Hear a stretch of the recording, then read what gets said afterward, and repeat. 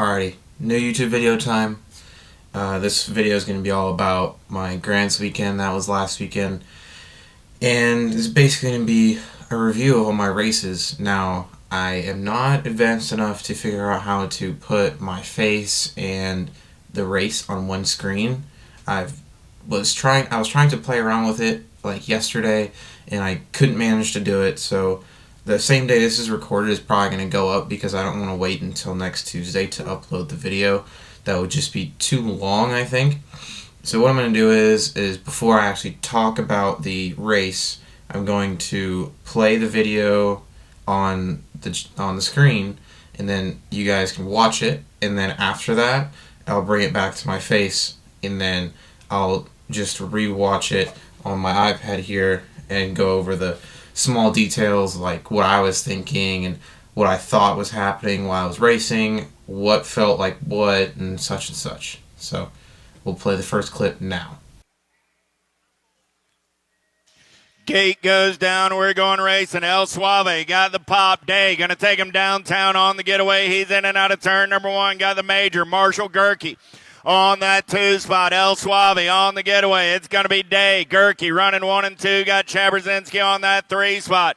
Day, Gerke, Chaberzinski, 1, 2, 3 as they head down that third straightaway T-Ride. Got to be White on the 4. Gerke going to take a peek, coming back at me. Day, Gerke, Chaberzinski, 1, 2, and... Alright, so after that video, when I was in the gate initially, I was pretty alright with where I was at. I was totally expecting to be in anything 6 to 8, which I wouldn't have been happy about, but I mean, what to do when it's all random, right? So, being set up next to Marshall, I was like, oh, okay, well, I don't know how this is going to go. And then next to Chaberzinski as well, they both got pretty good gates. It seemed that I was like the only person to be manually the step up of the step up, step down. So I feel like that was a big separator between me and everybody else. And that's not just for that race. And oh yeah, we're looking at the Rock main first. And I'm only going to look at mains and possibly the semi for Nag 5. First straight was pretty good. Second straight, the first 2 jumps were good. However, the third one, I kind of was like crooked in the air, and at the time it didn't feel very bad. But then over the step up, I landed in a whip, kind of, and when I did that, I flew right, because that's when I decided to straighten out, and I missed a pedal that I could have really taken in that little area. Third straight, same old. The third straight was very, it didn't flow at all, so it was like deep, then mellow, then deep again, and then mellow again. The rollers were pretty deep in that weekend as well, so it was kind of a hard thing to do, but we managed. There's not really much to talk about that race with because there's not much that really happened. The Rock isn't a race that I'm like extremely nervous about, because that race doesn't count to my points or anything, and it's not like a national title or a NAG title where it's something you've really been working toward all year. So, sorry, my dog is barking in the background, and she will not be shut up.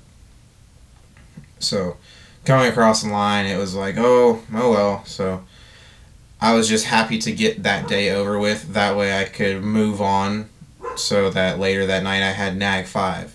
So now I'm going to play the Nag 5. I'm going to skip the rollout. I'm just going to play the Nag 5 main.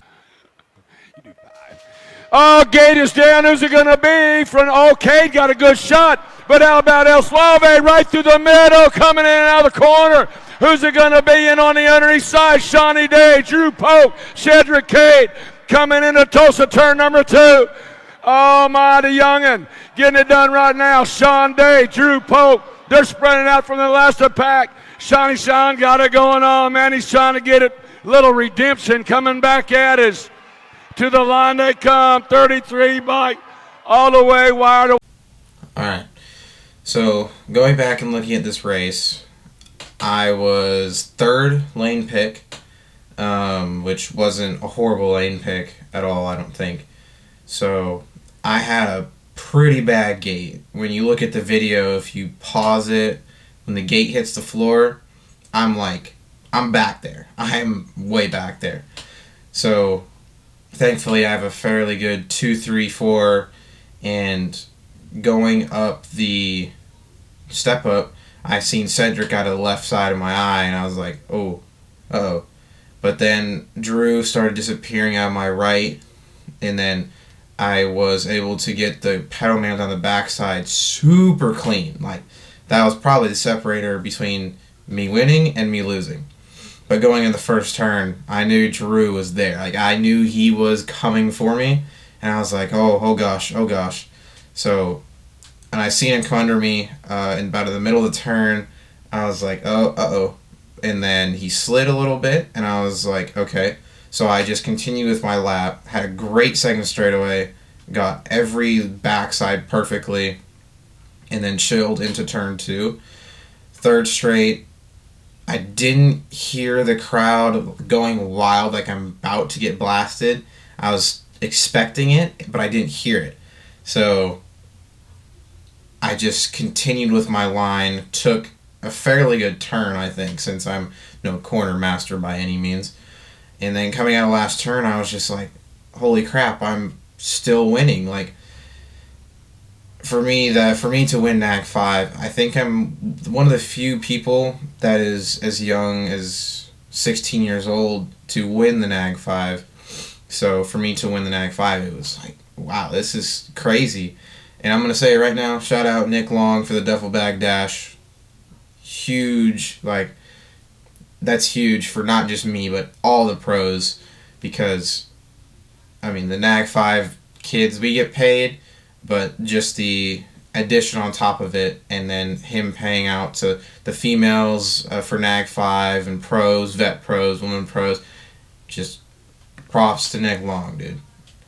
Amazing dude. Alright, so we're going to get into the Sunday night main event, which was the Grands night. I'm going to roll that clip now. Okay, riders, random start. Riders ready, watch the gate. Gate is down, El Suave! Run him in a turn. Oh, that just ain't fair. It just ain't fair, man. That kid has lighted up everybody. Oh, Daylight Cycle Rider, the nearest one to him right now. Scooby Snacks O'Neill, Answer Factory, diving in right now. Oh, El Suave, the reigning world champion, showing you why he win. He won the NAG 5 Challenge, and he just won the Grands, the world champion. All right, so looking at this Grands main, I had a pretty good position for the gate. I had lane 5, and I just went. Like, as soon as I heard the first beep, obviously, I left the gate.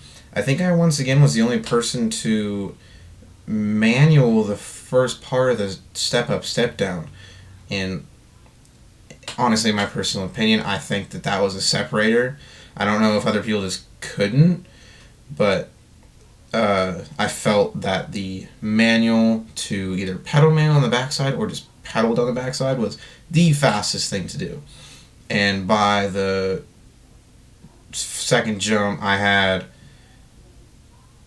1.5, maybe 2 bike lengths, you pick or choose, between me and the riders behind. Going through the first turn, I was like, alright, we're good, we gotta keep it here. And from there, I heard something behind me. I had no idea what happened, because I had no idea who was behind me. I didn't know anything. So going over the jump out of first turn, I was like, I could see the Jumbotron in the corner. I was half focused on the Jumbotron and half focused on the track. So I was like, I had to glance, not even glance. I just seen out of the corner of my eye. It focused over there, and I focused back on the track, and then ran the rest of my race. On the second jump on second straight, I had a bit of a tag with my tap, but after that it was pretty good. And I was just on one because I was, just trying to win that race. Third straight was pretty good, and there's really not much else to say for me about that race. But on a different note, congratulations to everyone that I raced that weekend, regardless if it was in the Rock main, Nag 5 main, Motos, or even the Grands main. Doesn't matter. Congratulations to everyone that even went to Grands. Especially I know a lot of people from Washington that went. That was their first time.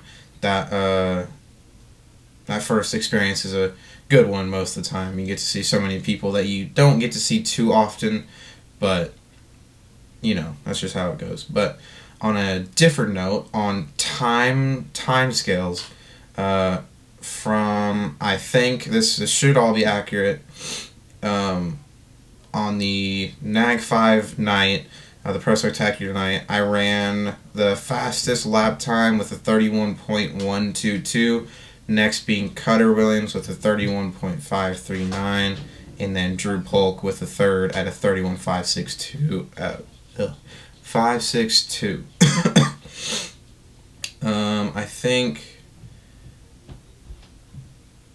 this was Friday night.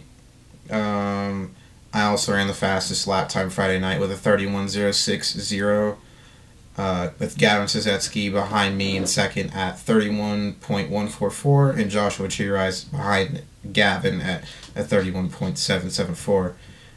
Going to the Grands night, I ran a fastest lap, sub 31, and I got 30.561. Drew Polk also got a sub 30 that day.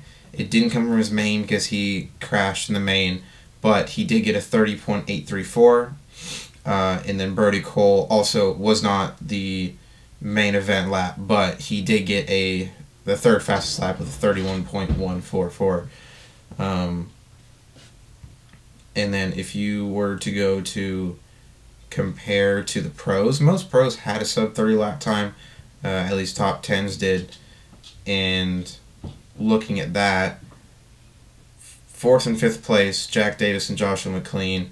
Josh had a 30.629, so you put me into that situation, I would have had the fifth fastest lap time of the Pro Spectacular night if, hypothetically, I could throw my Grands lap into their race, which would be interesting to see, but I also don't know if I would be able to do that if it came down to a gate like that, so who knows. But I think that's all I've got now, so I think I'll just end the video here, and it'll probably be up the same day. I'll just have it published tonight, and then depending on how late it decides it wants to publish, maybe I'll put it out on the social media so that people will see it. But that is all that I have got. So thanks for watching, and I will have another video up possibly before the end of the year. If not, then Happy New Year's and Merry Christmas to everyone else. But I will see you guys then.